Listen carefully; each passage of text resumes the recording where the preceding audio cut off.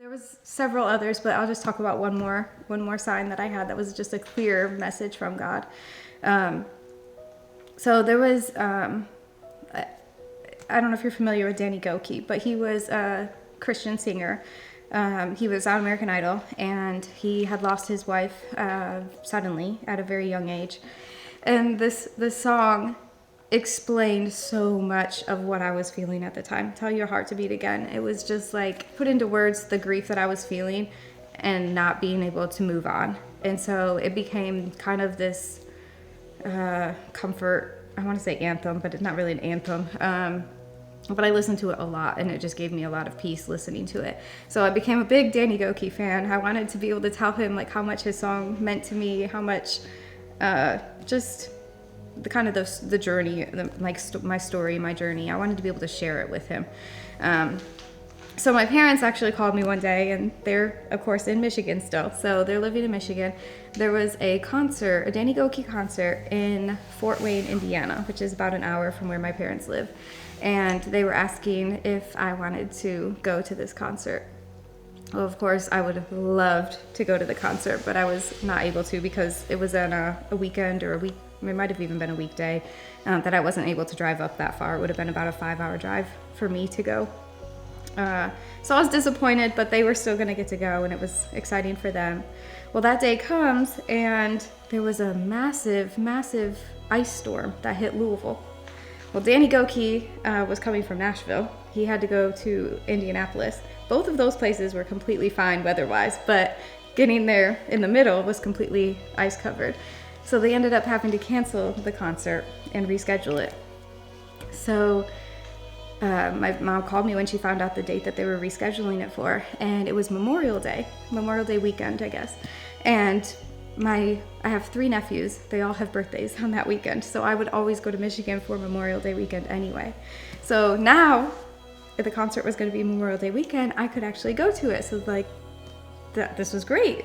So my mom called. She tried to get tickets. They said, "Sorry, we can't. We're not selling them yet, but we'll let you know when they go on sale." So weeks had gone by, and my mom was at a conference for work, and she suddenly gets a random call, and they had put her on a wait list to be able to get tickets.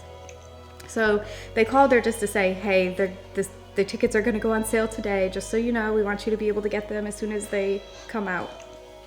Well, she was in that conference, and she was worried she wouldn't be able to get them, and so she asked, is there any way I can just buy them now over the phone? And she didn't think they would say yes, but they did.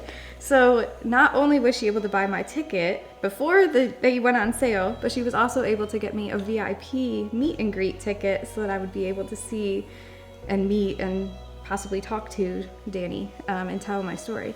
So I was so excited. So I ended up, that day came and we got to go to the concert. I had written out my story, told him how much the song meant to me, and it just explained the significance. And I went to the meet and greet, and after, he kind of sang some stuff to us and then answered some questions. And then afterwards, everybody got to go through a line and meet him and shake his hand, and he would sign a book, I think. So I met him, and I gave him my envelope and just said, like, "This is my story. I'd love for you to read it if you can." And that was it. And we're going through the concert. I don't know why, but for some reason my parents had brought an iPad as a recording device. So I'm sitting there with this giant iPad filming the concert, and I just wanted him to film that one song just so that he would, that I'd have the memory on camera. And well, after the song ended, he kept filming. And Danny started talking about how he doesn't normally read fan mail at all. Well, before a concert. He would read it after a concert, but not before a concert. But that night, when he was getting ready to go on stage, he was putting on his mic pack, and he felt the envelope in his back pocket, and it was almost falling out of his pocket.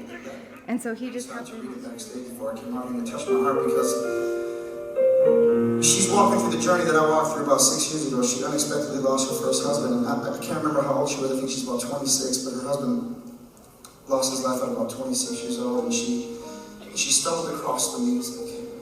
It was the beginning of a new chapter. And Whitney, it's the beginning of a new chapter for your life. But if I can be of a word of encouragement, this is not the end of your story.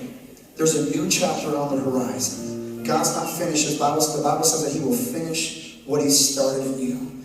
So this next song is very special because I want to dedicate this song to Whitney.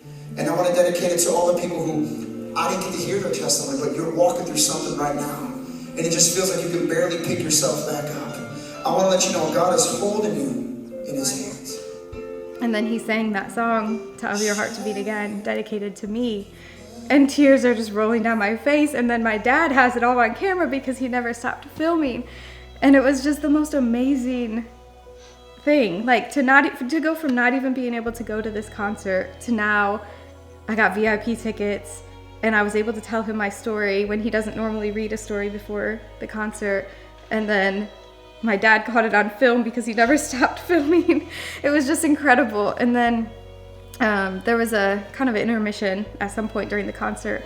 They said, if you'd like to meet Danny, he will be in his bus during the second half of the show, because it was also Natalie Grant was at the same show. So while she was singing, he would meet us in his bus. So my mom and my dad and I, we all got to go on his tour bus and sit and talk with him. And he was able to tell me about how he let go of his wife. And he was talking about how he felt like he had chains on his wrist and like he was holding on to her so tightly. And she had actually told him before she passed away that if she passed away, she never wanted him to get remarried. And that was something that weighed on him super heavily. But he had to remind himself that when she said that, she was in her earthly body. I guess she understood it from an earthly view, not from a heavenly point of view. And so he was trying to break those chains that conversation had left, but also just the chains of holding on to her so tightly, because he wasn't able to move on without letting her go. And that's something that I was struggling with so much as well. I was struggling to let go of Jake, and I was hanging on so tightly. And so for him to talk about how he literally had to imagine himself breaking the chains on his arms to be able to let go of his wife and know that she was in God's care and that it was no longer his responsibility was something that I really took to heart.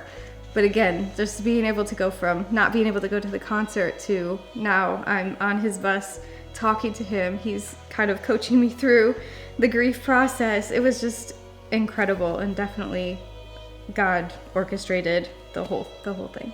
So there were several signs, and I could go on and on and on of different ways that I've seen God since Jake passed, through my grief, and now even through some of the better, the good times as well.